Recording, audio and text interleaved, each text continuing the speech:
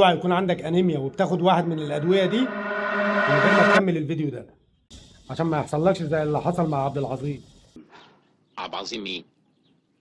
واحد صاحبي ما تعرفوش. عبد العظيم كان بيعمل 5 اخطاء بيمنعوا امتصاص الحديد وما بيخليكش تستفيد منه. واول حاجه هو شرب القهوه او الشاي بعد كبسوله الحديد، وطبعا القهوه والشاي بتكسر الحديد وما بتخليهوش يمتص.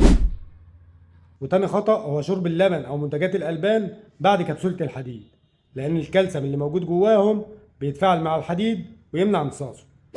وتالت حاجه ان عبد العظيم كان عنده مشاكل في المعده والقولون بتمنع امتصاص الحديد. ورابع خطأ انه كان بياخد ادويه الحموضه لعلاج المعده قبل كبسوله الحديد، والحديد محتاج الحموضه بتاعه المعده عشان يمتص كويس. وخامس واهم خطأ ان عبد العظيم ما كانش متابعني عشان ما يحصلكش زي عبد العظيم. ما تسالنيش عبد العظيم مين.